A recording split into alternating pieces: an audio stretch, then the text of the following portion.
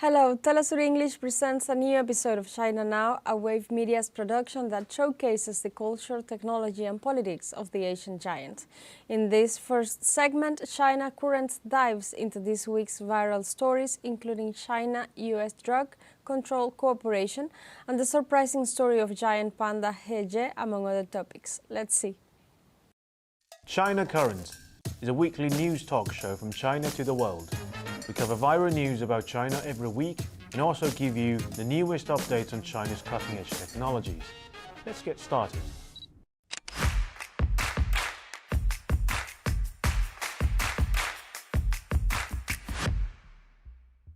Hi, welcome to China Currents. I'm Chris. Let's start this week's episode with a rather amusing story. In an unexpected twist that has captured the hearts of netizens, He, a giant panda known as a dude for over 3 years, was revealed to be actually female. This revelation from Chengdu giant panda breeding research base has taken the internet by storm, climbing to the top of trending searches. Through a post on its WeChat public account, the research base shared a video where the caretaker, affectionately known as Grandpa Tan, disclosed the results of a recent expert assessment. He and his, or should I say her, sibling Hehua are in fact sisters. This gender correction has left many followers of He bewildered and amused. Grandpa Tan explained that determining the gender of pandas can be quite complex. When He was born, her features leaned male, but the male traits became less distinct as she grew older. Experts then collected biological samples which showed He is female. This is not the first instance of gender confusion among pandas. He's father, Mei Lan, was also initially mistaken for a female. I guess the X and Y's of this particular panda family are quite naughty.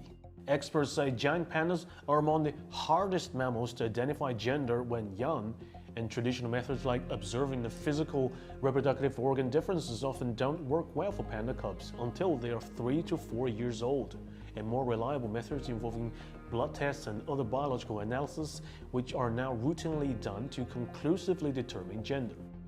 And next up, let's take a look at the Chinese football. On January 23rd, Group A of the 2023 Asian Cup concluded its matches in Doha, with the Chinese national team losing 0-1 to the host nation Qatar, while Tajikistan secured a 2-1 victory over Lebanon. As a result, Qatar triumphed with 3 wins out of 3 games, leading the group and advancing to the knockout stage with the top spot. And Tajikistan followed, qualifying for the last 16 with 1 win, 1 draw and 1 loss, totaling 4 points. And the Chinese team, with 2 points, finished third in the group. Chinese football is in the middle of the nationwide anti-corruption campaign. Both the former president of the Chinese Football Association and a former coach of the national men's team were arrested in the late last year. Next up, on January 22nd, Chinese ambassador to the United States, Xie Feng, held a meeting with the director of the U.S. White House National Drug Control Policy Office, Gupta. The two officials engaged in frank and in-depth discussions regarding bilateral cooperation in the field of drug control. And during the meeting, Ambassador Xie stressed the need for both sides to adhere to the spirit of mutual respect, rule of law, and professionalism. He also urged the promotion of cooperation in various areas of drug control, practicing law enforcement, collaboration, and the facilitation of stable, healthy, and sustainable development in China-US relations. And Director Gupta expressed his commitment to implementing the consensus reached during the meeting between the leaders of the two countries. The discussions between the Chinese and US officials are expected to pave the way for enhanced cooperation and coordination in combating the global drug trade. Both nations recognized the urgency and complexity of the issue and emphasized the importance of international collaboration to address the challenges posed by drug-related crimes. It also serves as another step forward in strengthening the bilateral relationship between China and the United States. Next up, in a recent release of economic data, 25 provinces in China have disclosed their respective GDP figures for the previous year.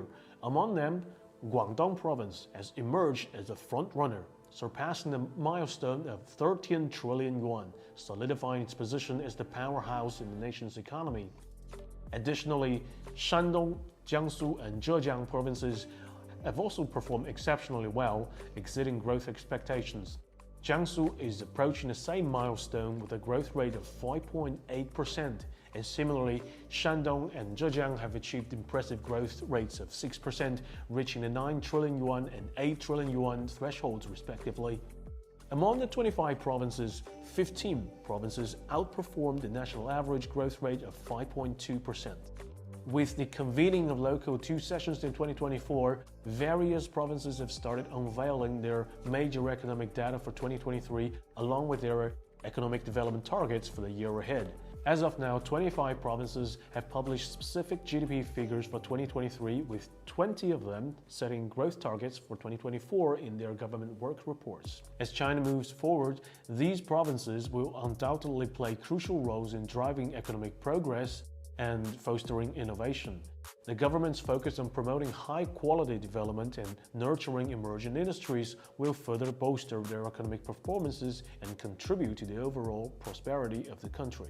Next up, Alibaba. In a significant shift within Alibaba Group's corporate hierarchy, Jack Ma, the company's co-founder, has now become its largest individual shareholder. This development follows Ma's recent acquisition of Alibaba shares valued at approximately $50 million in the last quarter, surpassing his previous shareholding of 4.3% at the end of 2021. And Ma's increased investment marks a notable change in the e-commerce giant's stock ownership structure. The second largest shareholder is now Alibaba's current chairman Cai Chongxin, also known as Zhou Cai, who boosted his stake to 1.4% through share purchases by his family investment vehicle, the report says. In contrast, the shareholding of Alibaba's formerly largest stakeholder, Japanese conglomerate SoftBank, has steadily declined. According to the Morgan Stanley calculations cited in the report, SoftBank, controlled by Masayoshi Son, has pared its Alibaba holdings from around 7% in December 2022 to about 2% by March 2023, further dropping below 0.5% by May through forward contracts. Next up, according to China's Workers' Daily Report on January 24th, for the first time, Chinese courts have officially recognized the act of engaging in substantive work using chat software after regular working hours as overtime. The case involved a plaintiff named Miss Li, who had been working at a technology company. Miss Li argued that her communication and interactions with clients and colleagues on social media after office hours should also be considered overtime work. Submitted WeChat chat record and official duty roster for holiday community files as evidence. However, the defendant company contended that since Ms. Li was the head of the operations department, any calls she received from employees or clients after work hours should not be classified as overtime. In a subsequent appeal, Judge Zheng Jizhe of the Beijing Third Intermediary People's Court pointed out that the use of social media for work-related purposes after regular working hours and on holidays went beyond mere communication. The nature of the work involved had characteristics of periodicity and fixity, differentiating it from occasional and incidental communication. This reflected employers' labor management practices, leading to the conclusion that it should be recognized as overtime. As a result, the court ordered the company to pay Ms. Li a sum of 30,000 yuan as compensation. And Kou Feng, the president of the Beijing High People's Court, stated that this ruling establishes clear criteria for identifying invisible overtime and safeguards the legitimate rights and interests of the workers in the digital era. Next up, let's wrap up China's anti-corruption campaign in 2023. On January 25th, China's top anti-corruption agency, the Central Commission for Discipline Inspection, revealed on its official website that it received 1.057 million allegation reports in 2023.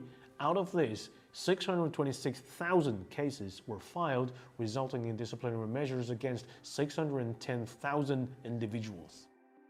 The disciplined individuals included 49 officials at the provincial and ministerial level, 3,144 officials at a department and bureau level, and 24,000 officials at a county and division level, and 82,000 officials at a township and section level, and 85,000 general officials. Additionally, disciplinary actions were taken against 470,000 individuals from rural areas, enterprises, and other sectors. The CCDI also disclosed that it initiated cases against 17,000 individuals involved in bribery and transferred 3,389 individuals to the public prosecutor's office. The anti-corruption campaign highlights China's ongoing efforts to tackle corruption at all levels of government and society, demonstrating the authorities' commitment to upholding integrity and maintaining clean governance. Last but not least, let's take a look at the weather here in China. Beginning the evening of January 21st, cities including Changsha and Nanchang welcomed snowfall, spurred by the first cold wave of the year 2024. The National Meteorological Center issued a blue cold wave warning, a blue gale warning, and a yellow heavy snowfall warning at 6 a.m. on January 22nd. The forecast from January 22nd at 8 a.m. to January 23rd at 8 a.m. predicts heavy snow to blizzard conditions in parts of southern Hunan, central and southern Jiangxi, southwestern Zhejiang, northwestern Fujian, northeastern Guangxi, and northern Guangdong. And temperatures are expected to plummet, with the minimum temperature reaching 0 degrees Celsius in the northern part of Guangxi and Guangdong. Residents in affected areas are advised to prepare for severe weather conditions, and relevant authorities are on alert for any emergency response measures as a cold wave progresses. And that's all for today. Thank you for watching this episode of China Currents. If you have any thoughts and comments about our show, please reach us at the email address below. I'm Chris, looking forward to hearing from you, and see you next time. We'll go for a short break now, but we'll be right back. Stay with us.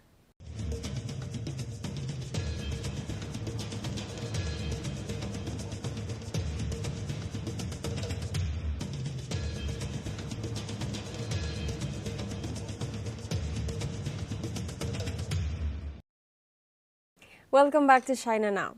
In this second segment, discover how the increase in ocean temperatures impacts our planet and listen to author Peter Walker discuss Taiwan as part of this week's Thinkers Forum. Let's see. In 2023, the oceans experienced the hottest temperature ever recorded. Hi, I'm Lisa and welcome to Threshold. Today we are going to talk about the ocean's temperature. On the 11th of January 2024, a report from an international team of 34 scientists revealed that the global average sea surface temperature in 2023 rose by about 0.23 degrees Celsius compared to 2022. This may seem like a small change, but it has a great impact on our world. Not only did the sea surface temperatures reach a record high, but the upper 2,000 meters of the ocean also absorbed an additional 15 plus or minus 10 zetajoules of heat in 2023 compared to 2022. This surpasses all previously observed values for ocean heat content from 0 to 2,000 meters since 1960. To put the 15 zetajoules into perspective, it's enough energy to evaporate 2.3 billion Olympic-sized swimming pools filled with water. Or it could bring Lake Baikal, the world's largest freshwater lake, to a boil. Another way to understand this is that it is equivalent to around 1.85 million 2,000 kilowatt wind turbines running at full capacity for 100 years. These unprecedented ocean temperatures serve as a stark reminder that climate change is happening at an alarming rate. It has a tangible effect on our oceans. One immediate impact is that the intensification of ocean stratification, which refers to the layering of water based on temperature and density. Normally, the ocean have a structure where the surface is lighter and the deep waters are heavier. As the surface warms, it becomes lighter, creating a barrier that prevents the mixing of nutrient-rich deep waters with the surface. This disruption affects the balance and health of marine ecosystem and has already led to a decline in Black Sea fisheries. But the consequences goes far beyond marine life. The ocean, as the largest thermal reservoir, plays a crucial role in regulating global weather patterns. Changes in ocean temperatures directly impact atmospheric and ocean circulation patterns, leading to more frequent extreme weather events that have severe impact on our lives. We've already seen examples such as Storm Daniel with extensive flooding in Libya, and Super Typhoon Doksuri causing a once-in-200 years rainstorm in Beijing, Tianjin, Hebei region in China. The record ocean temperatures are affecting exclusive economic zones in the ocean. For example, coastal and island tourism along the Mediterranean Economic Zone faced challenges from the hottest Mediterranean summer on record in 2023, including heat waves and wildfires. Industries in these regions are facing huge challenges. Fishing communities are also impacted, with the fishing migration pattern severely impacted due to the warming waters. Tuna stocks, for example, are now harder to find, and this jeopardizes the livelihood of generations of those who have relied on sea for centuries. And so it's not just about tourism, it is also about our food security. Additionally, hurricanes, heat wave, and other extreme weather events can damage energy infrastructure like power grids and offshore wind farms, disrupting energy production. Extreme weather events and rising sea levels can also damage transportations and logistic networks, which in turn affects the global supply chains. And so the negative impacts of ocean warming are widespread. On the 17th of November 2023, the global average temperature exceeded 2.07 degrees Celsius above pre-industrial levels, surpassing the critical 2 degrees Celsius threshold set by the Paris Agreement for the first time. The World Meteorological Organization has issued warnings emphasizing the urgent need for rapid emissions reductions to meet the 2 degrees Celsius target. Without immediate action, we are heading towards the irreversible consequences of climate change. It is easy to feel disconnected from numbers and reports, but the reality is that climate change is happening right now. And that is all for today's Threshold. As usual, we welcome your feedback and thoughts. Today, I'm going to focus on the subject of Taiwan, which is very timely for a couple of reasons. One is, as many of you know, Taiwan just had their election within the last week. And then a second, more fundamental reason is Taiwan is an absolute top priority strategic issue for China. And therefore, it's in the news a lot. And what I really want to focus on today are some of the fundamentals of Taiwan as we think about it. So let me start with the first point. How strong is China's case that they are the legitimate owners of Taiwan, and Taiwan is an integral part of China? From my point of view, the China case is pretty strong for a couple of reasons. One, Taiwan has been part of China since the 17th century, so a great deal of history. Secondly, China lost Taiwan to the Japanese in the Sino-Japanese War in 1895. So it was part of the century of humiliation, where a foreigner basically came in and took it away, just as the British had taken away Hong Kong.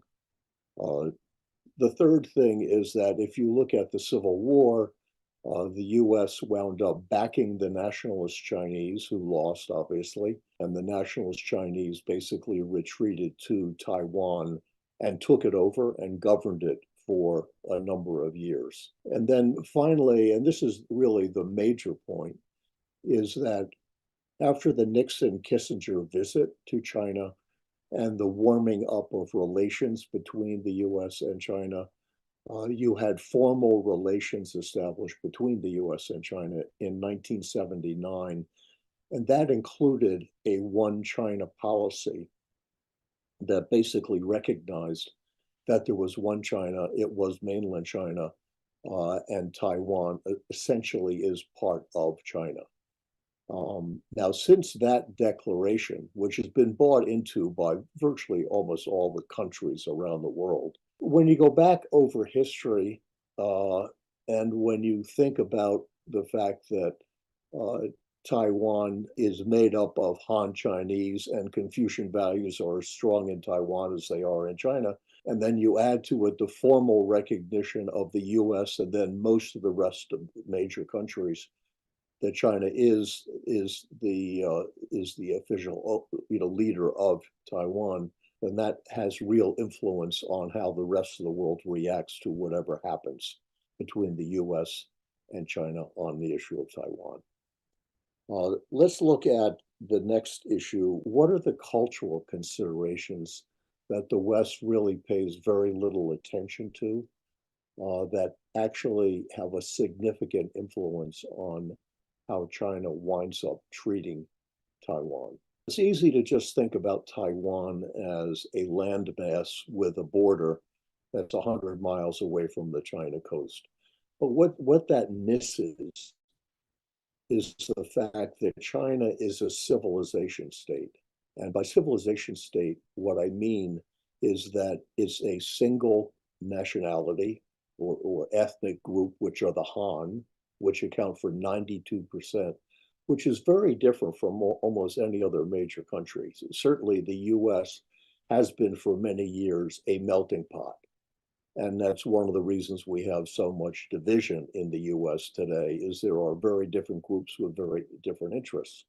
That's not true in China and Taiwan. They are both Han and they are both Confucian. So you have to think of Taiwan as part of the Chinese nation and part of the Chinese civilization. So it's not simply an island that China would like to, quote, own. It's made up of Chinese people with Chinese beliefs. And that has a very significant influence on the next cultural issue, which is basically the fact that China has, for its history, been a very peaceful country. You know, if you go back over the last 1,000 years, China has initiated war with other countries 3 times in 1,000 years, and all 3 were minor. And a lot of that goes back to the art of war, which is a military classic coming out of China, that basically had the interesting idea that the best way to win a war is to never resort to violence. And that's very different from the West. Certainly, if you look at the record in the US over the last 60 years, the number of invasion of foreign countries by the US, even though in every case there would be a story as to why it was appropriate, the reality is the US was the aggressor and remained so for a long period of time. So now let me switch over to the election and what we can learn from the election. You know, at first blush, the DPP, which is the governing party right now in Taiwan, was reelected with the leading number of votes among the 3 major parties. And so you would say, okay, it's a continuation of the DPP, and the DPP is the most favored of independence for Taiwan of the 3 parties. But if you look behind the numbers, there's more than that going on. The DPP won 40% of the vote, which means 60% of the vote, the majority of the people, basically are with parties who want to retain the status quo between China and Taiwan. And then finally, if you look at the legislature, DPP controlled the legislature prior to this election. It lost control of the legislature in this election, which means their ability to push their own agenda is going to be very modest at best.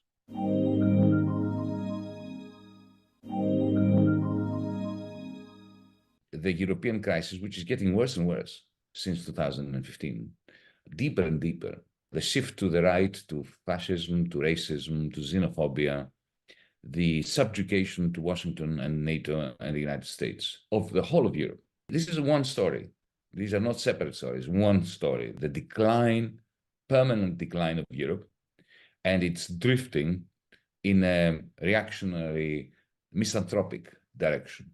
It's soul destroying what's happening, because you see the problem, it's not, if only that were the problem, that is a symptom.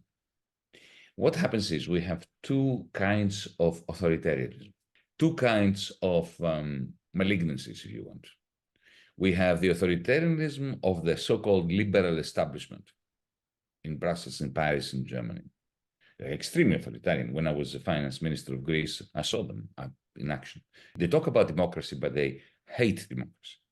The one nightmare that they have is actual democracy. The people who talk about democracy are the ones who are working very hard to ensure that democracy is a system that legitimizes whatever it is that they do. But if the people, the demos, go against what they want, they just completely annul it. It's propaganda that they care about democracy. So you've got this authoritarian liberal center. And then you've got the reaction to that, which is the fascist, racist, xenophobic alt-right. But these two, which appear as enemies, are essentially the two different sides of exactly the same coin. They are symbiotic with one another. I'll give you a very specific example. Take the president of France, Emmanuel Macron. I know him personally. He's fine. I actually quite liked him when we used to talk and exchange ideas and so on. But he's the representation of this liberal authoritarian establishment. He sounds very liberal, very democratic, but he's head of a government that is, as we speak, it is presiding over pogroms against French citizens of an ethnic Arab background. They introduce laws by which they can take away your citizenship if you're an Arab French person without you knowing it. No rule of law. This is what the alt-right are proposing. So Macron is in power. He's only in power because he's opposed to the alt-right. People elected him because he was not Le Pen, because he was not the alt-right, in opposition to the alt-right. But in government, he introduces the legislation of the alt-right.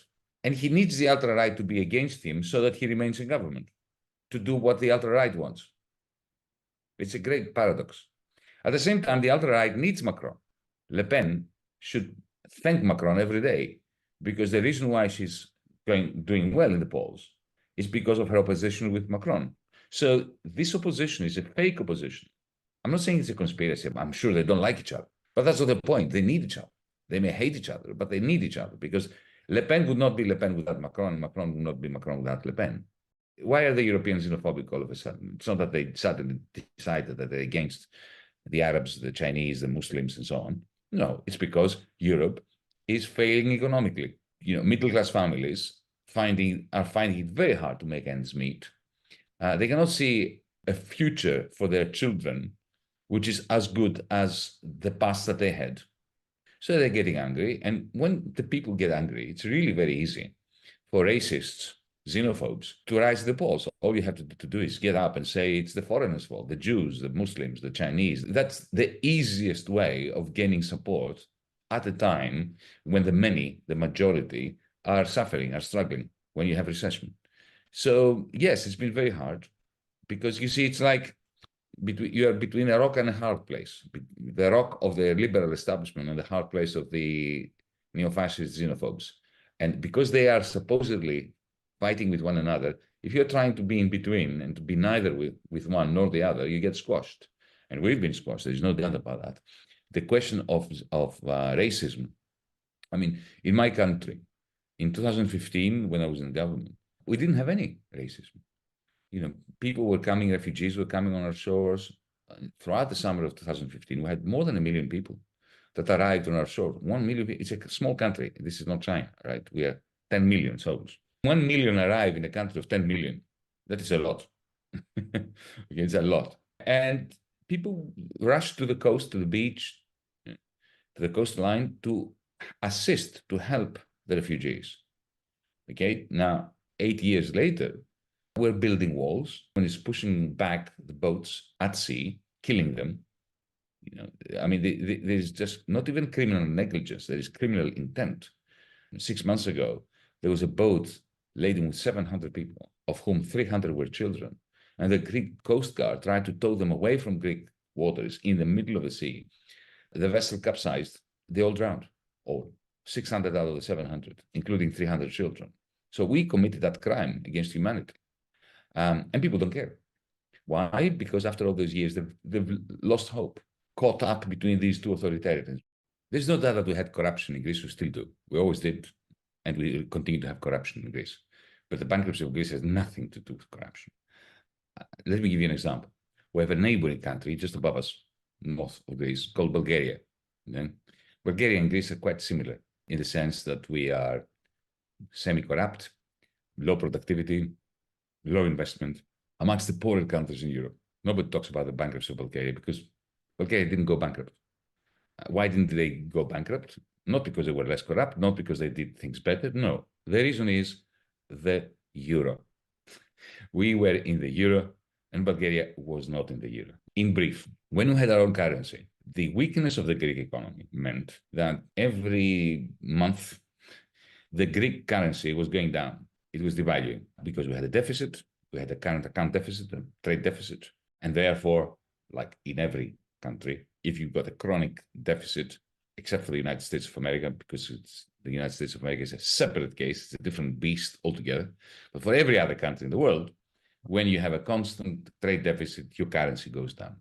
And that slide of your currency stabilizes the economy because it makes imports more expensive, exports cheaper, so it pushes your trade deficit back towards zero. It's a stabilizing force, the exchange rate. Also, when we had the Greek drachma, right, German banks didn't want to lend to the Greeks, but then we get into the euro in the year 2000. Bulgaria does not get into the euro, right? So effectively, the euro is the Deutschmark. Let's not beat about the bush here. It's not a coincidence that the Central Bank of Europe is next to the Central Bank of Germany, which is in Frankfurt. It is the same. It's the same currency. What happened was that Germany extended its currency to Greece, which means that Germany controlled the currency. Suddenly, the Greeks become fantastic customers for German bankers. Because even though we may be poor compared to the Germans, we have something the Germans don't have. We owned our homes. 80% of Greeks owned the home in which they lived. They didn't pay rent. So you have an asset. Oh, good thing. You are an ideal customer for a banker if you have your home. And secondly, the Greeks didn't have debt.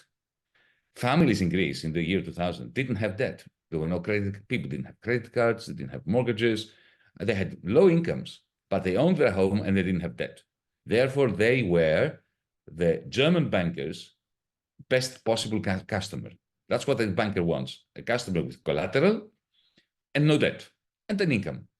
After the financial crisis of Western capitalism in 2008, which exactly as in 1929, 2008 was our generation's 1929. I mean, the similarities are uncanny. It begins with Wall Street. There is a banking collapse.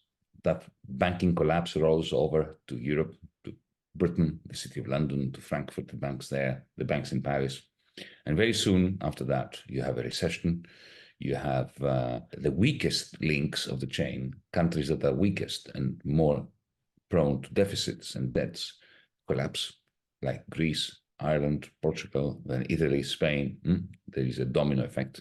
Governments impose harsh austerity on the lower classes, the working classes, while printing billions for the financiers, for the banks to refloat them, to bail them out. And that started the process of fragmenting the European Union, of Europe, of pushing our peoples apart, of turning the Germans against the Greeks against the Germans, the French against everyone. When in reality, what has been happening is there was always a cartel of big business and big finance that was creating the circumstances for this crisis. And then when the crisis happened, the innocent people of Europe paid for that cartel. Every single German bank and every single French bank went bankrupt in 2008, 2009, which means they stopped lending the Greeks, the Greek banks and the Greek citizens. When you've taken debt, you need to keep taking more loans to repay the previous loans, to keep rolling the loans over. If your banker says, you owe me 100 million or euros or whatever, and I'm not going to extend this, give it back to me now, you go bankrupt. You can't repay it all at once because your banker doesn't want to extend the loan anymore. So that's why Greece went bankrupt. If the European Union, if the government in Germany, for instance, were to allow the Greek state to tell the truth, that we're bankrupt, we cannot repay those debts. If we admitted that, then it would be the German government that would have to give even more money to Deutsche Bank to bail out. Now, that was a catastrophe because the money they gave to Greece, they didn't give it to Greece. The money went through the Greek Ministry of Finance all the way back to Deutsche Bank. Okay, none of that money went to Greece. Instead, what went to Greece in the middle of a recession was huge austerity. So we had a reduction of wages by 40% in the middle of a recession, a reduction of pensions, 40%, huge increase in taxes. So the economy went into a nosedive. That didn't happen in Bulgaria. Now, Didn't they know that if you do that, it's like killing the cow that you want milk from? So they wanted their money back, supposedly, right? But they were killing the cow that would produce it, the Greek economy. Didn't they know that? Yes, of course they knew that. They knew they would never take their money back. They just wanted to bail out their own banks. The facts are terrible. Here are some basic facts that cannot be disputed. The country went bankrupt in 2010, officially. Everybody agrees with that. If you look at our debt today, back then it was 300, today it's 410, our debt. Our income is today lower than it was in 2010, lower. So compared to the day we were bankrupt, we have less money and more debt. Where's the recovery? We have less investment today than we had in 2010. We have less investment today than we had in 2004 or 2002. We have wages that are lower today than they were in 2010, with prices that are much higher. Where is the recovery? And finally, we have lost 1 million people. 10% of the population have migrated. And these are young people, well-educated people. This is the real capital of Greece. They've stabilized Greece, but in a way that you stabilize a patient who is in a coma. The fact that somebody is in a coma, okay, yeah, he or she is stable, but doesn't mean that they're healthy. This is why politics acquires such a bad name in Europe, and why democracy is finished in Europe, because people don't believe it. They know their politicians are lying to them. They're working on behalf of bankers. They are, even if the people elect a government like the one I was part of, to go against this, that government is overthrown because I was overthrown. Imagine if a foreign power could switch off every ATM in your country. That's financial terrorism. That's what they did to us. The media is controlled by the same people who control the ATMs. It's really very simple. It's not that complicated. This is not a conspiracy theory. But in this country, in my country, take the television channels. There are 5 television channels. Each one is owned by an oligarch who owns the power stations. They didn't own the electricity power stations 10 years ago when I was in government, after my prime minister surrendered. These oligarchs got the power stations. They're laughing all the way to the bank. Imagine being given a power station in the middle of an electricity crisis. It's really brilliant. It's like having your own ATM in your own living room, right? And you own the television channel. Now, that television channel is not going to present something like what I said to you, because it goes against the interest of the owner of the television channel. They would be mad to put somebody like me on. And when they do put me on, they make sure that I'm never heard, that they always interrupt me. And then when I leave the studio, then they talk about the man who destroyed Greece and Europe and, whatever. But that's perfectly natural. If you hand over the news outlets to the oligarchs who benefit from the surrender of the Greek people and the European people, well, this is the blanket propaganda that you're going to get. But it really is becoming laughable because, as you know, there's a terrible war happening north of Greece in Ukraine. In the last 2 years of this war, awful war, I think the news bulletins of the Greek media are very instructive, not just for here, for Greece, but also for you far away. Because you see the hypocrisy of power in full technical. I'll give you an example, right? Now, every single television channel, because they are completely in tune with Brussels and Washington, supports Zelensky, Ukraine against Russia and so on. I'm not judging that. I'm simply relating it to you. They have the Ukrainian flag. People like me, I consider Putin to be a monster, but I also consider what NATO is doing in Ukraine to be a crime. The never-ending war, the endless war that Washington wants. Essentially, again, Putin and the United States need one another because they both benefit a lot from this war. The only people who lose out are the Russians and the Ukrainians and the Europeans and the Africans, whose food prices are going up through the roof. Anyway, just the fact that I do not take NATO's line that we should be with Zelensky and with the Azov battalion, and the Ukrainian troops must invade Crimea and they must take Moscow, just because I don't agree with that, because I think this is madness, absolute madness, and very dangerous for a third world war and so on. I'm being portrayed by these channels as Putin's slave, as somebody who is a stooge of Putin, which is a joke. They are so gung-ho, these channels, in favor of Zelensky in Ukraine. The same owners of those channels carry 65% of Putin's oil. You see what I mean by hypocrisy? Their channels are Zelensky, Zelensky, Zelensky, Their tankers are carrying Putin's oil. Then they made sure that they used their immense narrative power, propaganda power, their monopoly of the media, in order to make sure that nobody outside the world hears anything about Greece, except that Greece is now fine, that it is flying high, that the economic crisis is finished. So if the problem is a European problem, the solution cannot be one based on the nation state. It has to be a European solution. In 2015, 2016, some of us realized that the number one priority was to unite the people of Europe, to stop this process of turning the North against the South, the East against the West, to making it clear to the people of Europe that this is not a clash between the rich North and the poor South, but it is a clash between a cartel of big business, which is located everywhere. So it's hard to keep going, but there's no alternative to keep going. And this was another episode of China Now, a show that opens a window to the present and future of the Asian giant. Hope you enjoyed. See you next time.